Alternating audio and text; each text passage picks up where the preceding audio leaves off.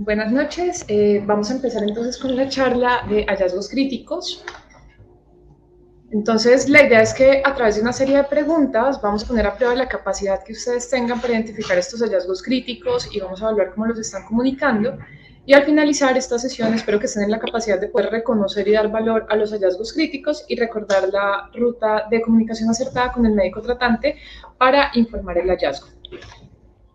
Entonces, empecemos un poco con contexto y intentemos identificar qué es realmente un hallazgo crítico. Entonces, los resultados críticos no hay una única definición en la literatura. El Colegio Americano de Radiología ha intentado darnos algunos conceptos que nos ayuden a entender qué es un hallazgo crítico. Según ellos, es aquella condición que sea clínicamente grave y que requiera una intervención, aquella condición cuya intervención indicada deba ejecutarse de manera oportuna y aquellos hallazgos que sean inesperados para el clínico y que si no es reportado por nosotros como radiólogos, pues pueda producirle un daño al paciente. Es muy importante tener claro esto porque entendiendo qué es un hallazgo crítico, pues vamos a poder mejorar definitivamente nuestra comunicación con el médico. Se dice que las comunicaciones ineficaces son la principal causa de eventos centinelas y que hasta el 30% de las demandas son por negligencia médica, así que es bien importante mejorar nuestra comunicación. Empecemos con una serie de casos que nos van a permitir entender qué son los hallazgos críticos y cuáles son esas cosas que deberíamos ir a buscar. Empezamos con este niño de 1 mes, consultó por un trauma craneoencefálico. Entonces, ¿consideran ustedes que hay algún diagnóstico crítico? Por favor, respondan en el chat.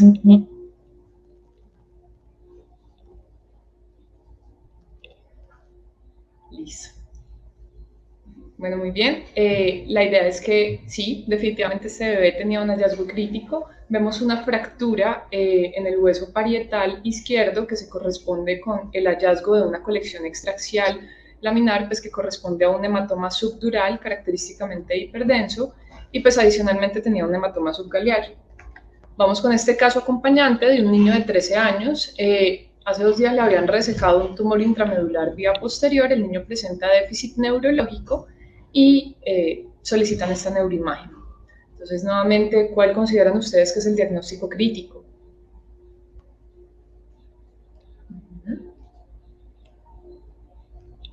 Bueno, de acuerdo. Entre esos hallazgos importantes que tenemos que estar en la capacidad de ver, pues es precisamente la presencia de esta hiperdensidad en el sistema ventricular que corresponde con sangre.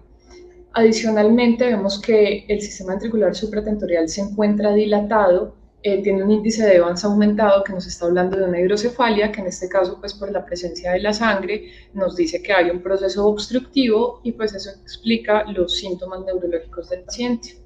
Entonces, cuando hablamos de hemorragias y de hematomas intracraneales, pues realmente son muchas condiciones que básicamente es la acumulación extravascular de sangre en diferentes espacios intracraneales. Cuando nos enfrentamos a este tipo de pacientes, pues nos tenemos que preguntar si es un paciente que tuvo algún trauma o si no lo tuvo, y también tenemos que estar en la capacidad de determinar dónde está localizado ese sangrado. Entonces puede ser un sangrado intra o extraxial. Los sangrados intraaxiales los vamos a clasificar como hemorragias intracerebrales de los ganglios basales, lobares, pontinas o cerebelosas, como el ejemplo de este paciente que vemos una hemorragia intracerebral, o las hemorragias extraaxiales las vamos a clasificar en hemorragias epidurales, subdurales, subaracnoideas e intraventriculares. Estos son algunos ejemplos. Un paciente con una extensa hemorragia subaracnoidea en la convexidad que nos debe hacer sospechar una ruptura neurismática. Este segundo paciente que tenemos un hematoma epidural, pues característicamente esta morfología convexidad nos hace poder identificarlo. Tenemos este otro paciente que tiene un hematoma subdural con 2 densidades. Esta precisamente es la densidad de sangre que nos hace saber que es algo que está agudo. Y un paciente con una hemorragia intraventricular, nuevamente como el caso que les mostré previamente, hay presencia de sangre dentro del sistema ventricular. Además de determinar si hay presencia de sangre, siempre es muy importante determinar dónde está la posición de las estructuras de la línea media. Cuando nos enfrentamos a esta pregunta, básicamente lo que queremos determinar es si se ha desplazado el tejido cerebral de su ubicación normal y esto pues esté significando una hernia para el paciente. Las hernias en el cerebro las podemos clasificar como hernia subfalcina, hernia central, hernia uncal o hernia tonsilar o amigdalina. Y aquí básicamente pues los quiero sensibilizar con la capacidad de poder determinar si las estructuras de la línea media, dado pues por la voz del cerebro, se encuentra en la mitad dividiendo el cerebro en dos, o si esa línea se ha desviado, como en el caso de este paciente, que vemos que está desviada hacia la izquierda y pues ya determinamos esa distancia para tener un poco de severidad de qué tanto están desviadas las estructuras, y esto también es una información muy importante para el clínico. Bueno, seguimos con otra patología que también es bien frecuente. Con este caso, un adulto de 90 años, este paciente lo activan como un código ACV de 10 horas de evolución, se realiza esta tomografía de cráneo, donde quiero que se den cuenta de este hallazgo, que es la pérdida de la diferenciación cortico-subcortical en el lóbulo occipital derecho.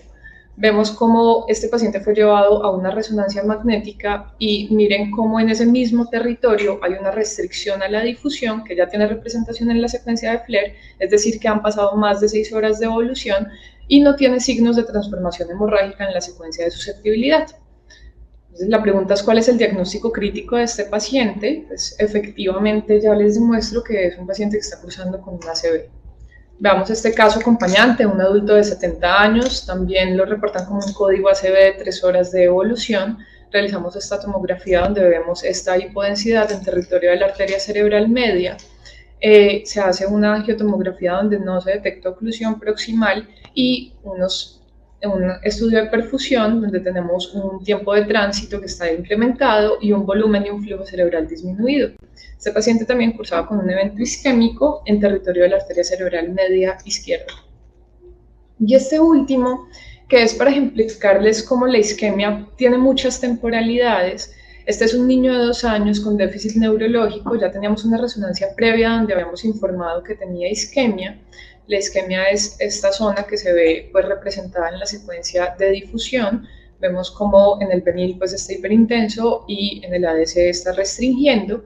Este niño pues sugerimos realizarle un estudio angiográfico en tiempo de vuelo donde pudimos determinar que esos vasos cerebrales intracraneales estaban muy delgados y lo que padecía este paciente era una enfermedad de Moyamoya.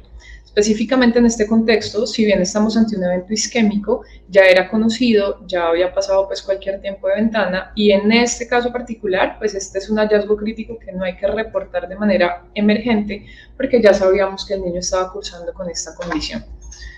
Entonces, en términos generales, cuando hablamos del ataque cerebrovascular, es una de las patologías más importantes en las cuales el tiempo es cerebro. Cada minuto de un ACV isquémico no tratado se pierden cerca de 1,9 millones de neuronas, y la situación es que esta es una enfermedad cuyo tratamiento oportuno cambia completamente la historia de la enfermedad y el pronóstico del paciente. Como radiólogos tenemos un rol muy importante en detectarlo, y les traigo los signos hiperagudos que tenemos que estar en la capacidad de ver. Ya les mostré algunas de los hallazgos pues más fáciles de visualizar, pero estos son algunos de los signos que deberíamos poder identificar.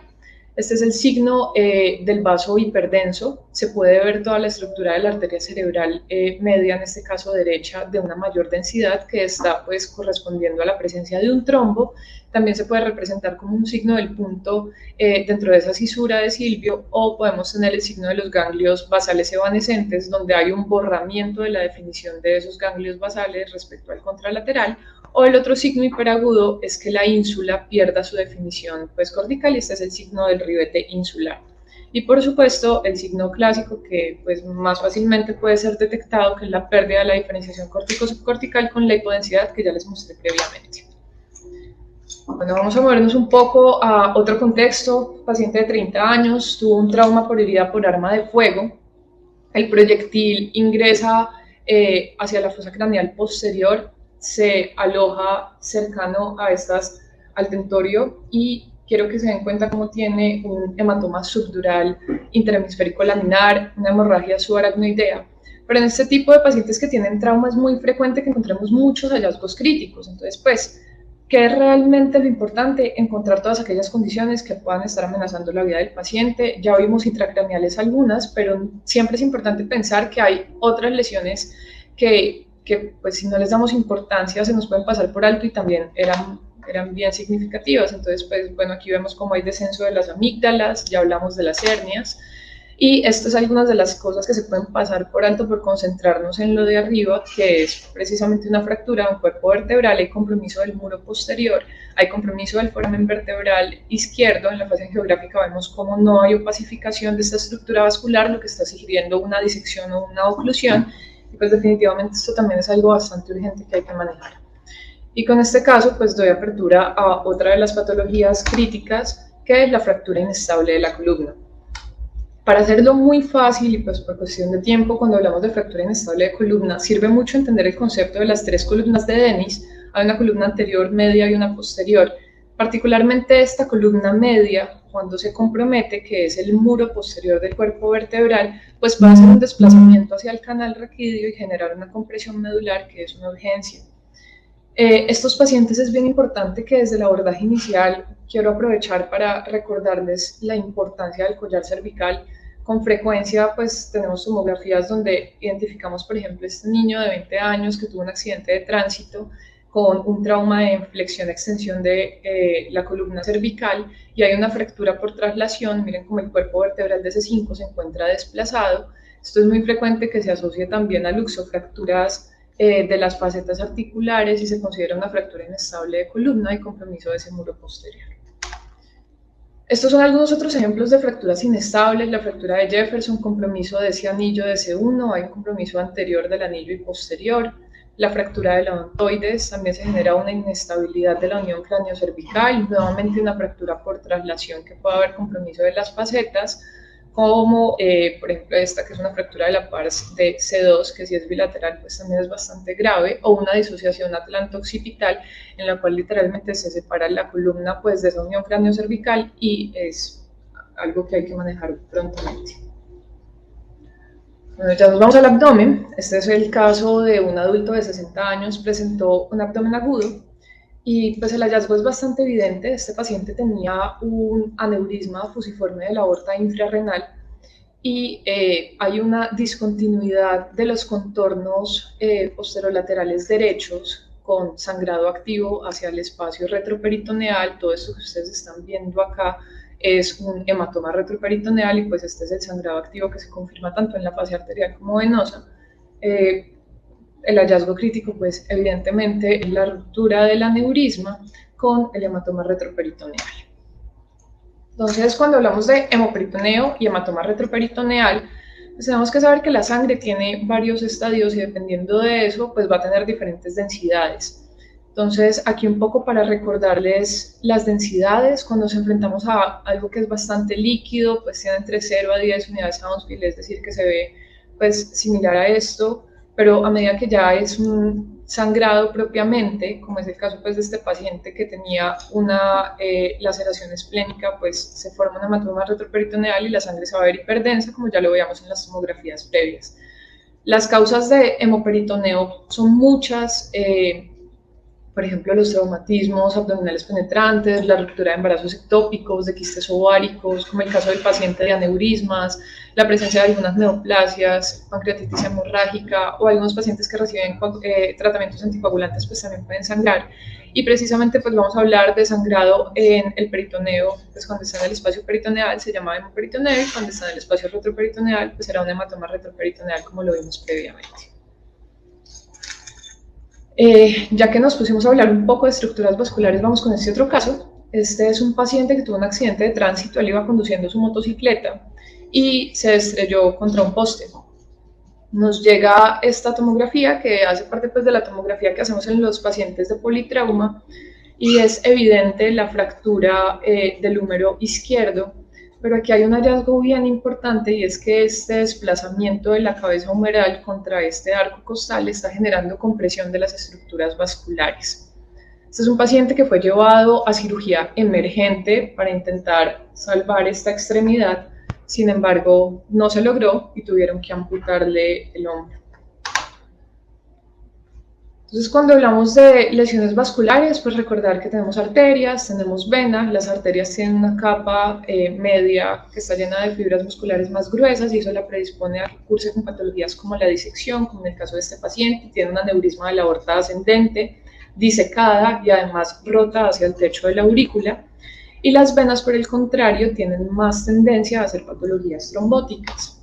Como es el caso de esta adulta de 50 años, sin antecedente de cáncer con disnea súbita, y este caso se los traigo para ejemplificar de su tromboembolismo pulmonar, donde vemos un defecto de llenado de la arteria pulmonar derecha, se extiende hacia las ramas segmentarias, y hace un signo muy bonito, que es esta hipodensidad central con contraste periférico, que, pues, por supuesto, el hallazgo crítico de esta paciente es un tromboembolismo pulmonar, que es la oclusión embólica del sistema arterial pulmonar. Este es el signo que les demostré ahora, lo llaman como el signo de las mentas polo, estas son las mentas polo, también lo conocen como el signo de los salvavidas, y pues básicamente esta es la oclusión de la estructura vascular. El tromboembolismo agudo se ve de esta manera que les acabo de mostrar, pero también pueden haber trombosis crónicas. Las trombosis crónicas en las cuales ya hay recanalización, una retracción del trombo con recanalización parcial, webs o bandas o estenosis, pues hace parte de diagnósticos que ya no son críticos, pero igual tenemos que poder identificarlos. Seguimos con este otro caso. Este es un adulto de 30 años que ingresó por dolor abdominal. Pues este es un diagnóstico que se nos hace un poco más evidente a todos. Ojalá que así fueran todos en los turnos. Tenemos un paciente que está con una apendicitis, vemos incremento de la densidad de la grasa periapendicular, un apéndice incrementado de calibre, con paredes gruesas que realzan. Y tenemos este caso acompañante de un adulto de 56 años que también cursaba con dolor abdominal, también hay incremento de la grasa pericecal, pero no es por una apendicitis, sino por una inflamación de esa pared del colon, pues se correspondía a una colitis. A diferencia del paciente anterior, este es un paciente donde realmente, pues, por ahora no hay ningún diagnóstico crítico que reportar. La apendicitis, inflamación aguda del apéndice vermiforme, sobre todo entre la segunda y la tercera década de la vida. Les traje esta ilustración para recordarles todas las posiciones que puede tener el apéndice y porque hay algunos estudios que tienen limitación para diagnosticarlo, como lo es la ecografía, y pues por eso especialmente es útil en niños con paredes abdominales delgadas y no tanto en adultos, a diferencia de la tomografía, que sí tiene una sensibilidad bastante buena, con una especificidad también muy alta para la detección del apéndice. Estos son algunos de los hallazgos que nosotros debemos estar en la capacidad de ver: un calibre aumentado, un engrosamiento de las paredes con realce, inflamación de la grasa periapendicular, como les mostré en las tomografías previas, o algunas complicaciones como líquido extraluminal, formación de abscesos, o ya propiamente una perforación que lo vamos a ver como aire, y pues eso es un neumocoritoneo, que también es un hallazgo crítico.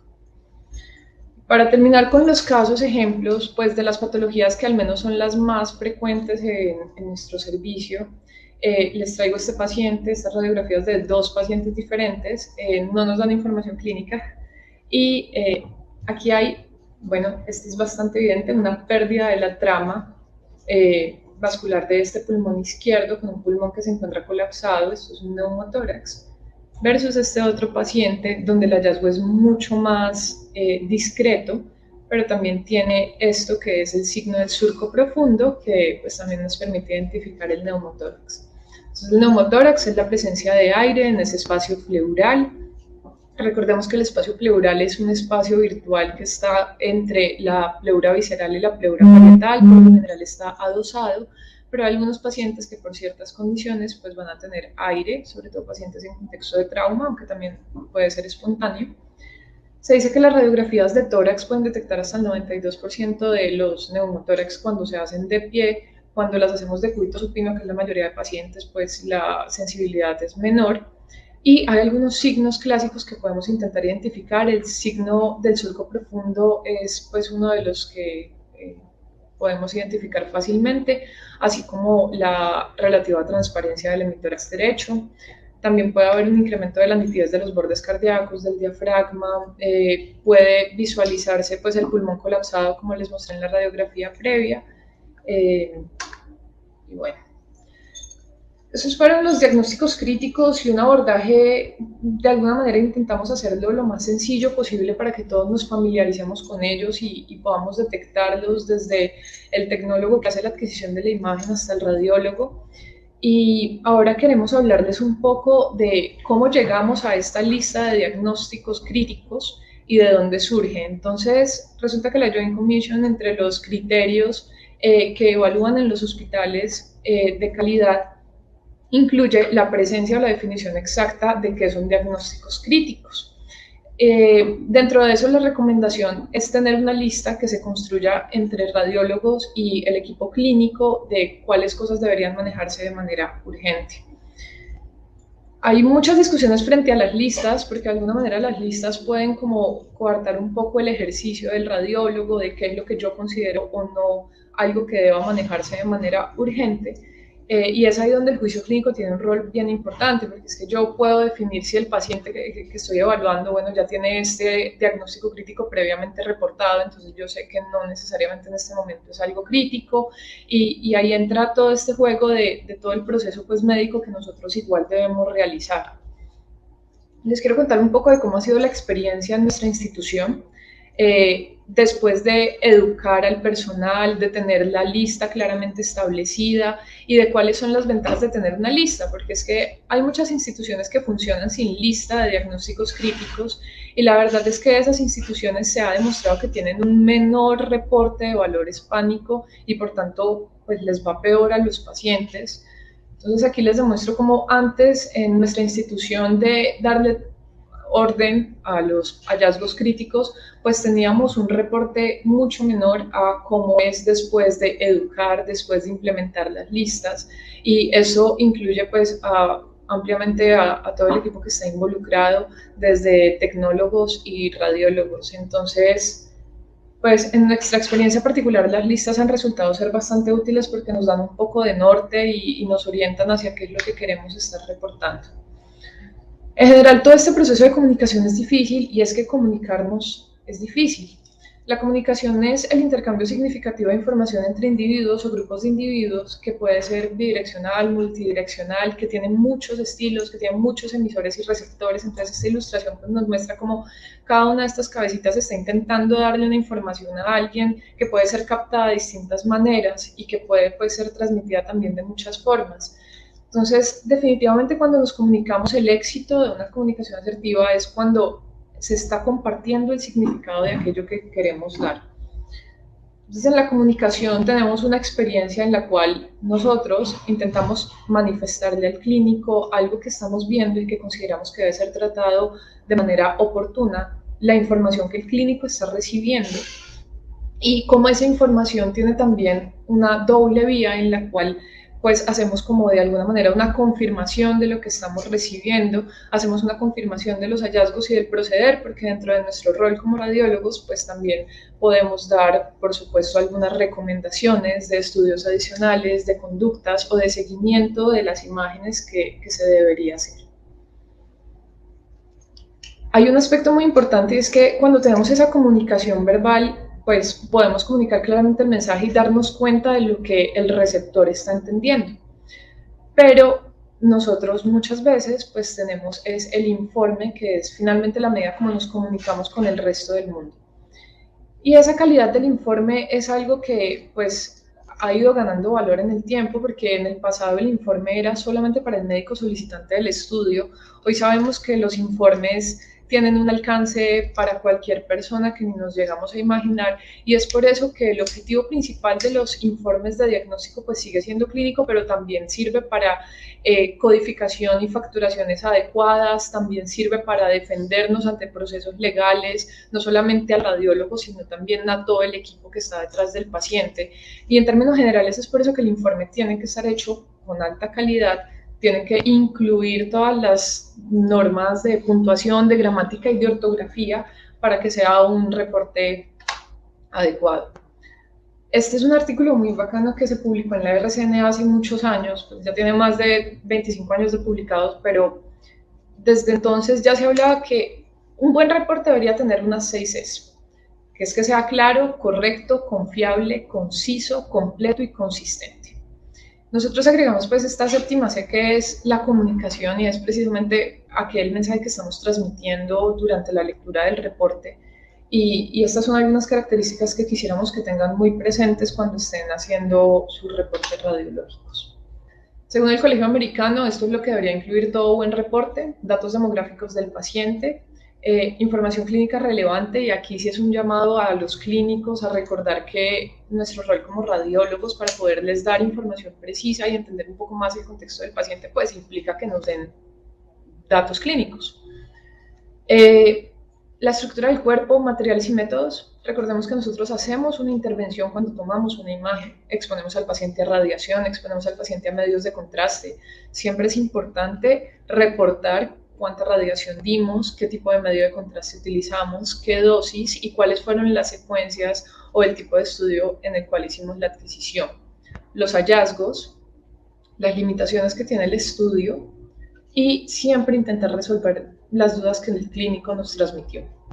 Al finalizar tenemos que dar una conclusión o un diagnóstico, que puede ser un diagnóstico final o diagnósticos diferenciales, es aceptable hacerlo.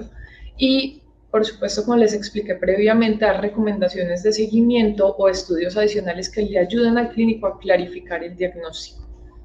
También podemos aprovechar el reporte para decir cualquier evento adverso significativo que haya estado relacionado con la realización del estudio.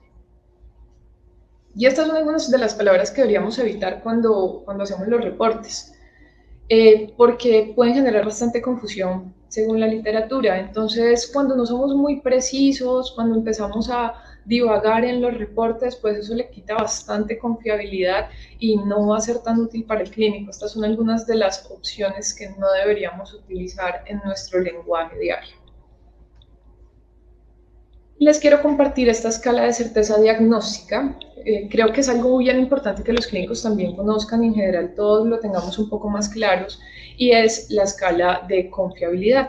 Entonces, la podemos dividir en 5 puntos. Una probabilidad muy alta es cuando estamos más del 90% seguros de que lo que estamos diagnosticando corresponde a eso. Una probabilidad alta, entre el 75 y el 90% de confianza. Una probabilidad intermedia, que es del 25 al 75, baja cuando es menos del 25 y muy baja cuando es del 5%. Entonces, es importante que tengamos claro esto, porque cuando nos expresamos de esta manera, pues también estamos diciéndole al clínico que hay un margen de error, a menos que utilicemos el término de diagnóstico de, en el cual estamos 100% seguros, o el término de que es un diagnóstico consistente o compatible, bien sea porque ya es un diagnóstico que está establecido o que sea conocido. Estas son algunas de las otras palabras que recomiendan utilizar porque pueda ser confuso. En términos generales, la recomendación que nosotros encontramos en la literatura es hablar de probabilidades, porque finalmente ese es el ejercicio médico, un ejercicio que funciona en términos de probabilidad. Y por último, les traigo esta diapositiva con una frase que pues todos hemos dicho en algún momento de nuestra vida, y es: se recomienda correlacionar con la clínica. Y este es un estudio muy chévere porque encontraron que hasta el 28% de los clínicos y el 26% de los radiólogos piensan que cuando se dice esta frase no tiene ningún sentido. Muchas veces cuando la decimos estamos de alguna manera evadiendo la responsabilidad que tenemos de dar un diagnóstico más preciso. Y pues bueno, puede ser por evasión de nosotros o puede ser también porque los clínicos no nos hayan dado la información suficiente para nosotros podernos comprometer. Entonces ahí nuevamente quiero demostrarles cómo la comunicación es un ejercicio bidireccional, donde si ustedes nos dan más información como clínicos, pues nosotros como radiólogos vamos a poder aportar más al proceso diagnóstico de los pacientes. Y bueno, esa fue nuestra conferencia el día de hoy. Muchas gracias por conectarse.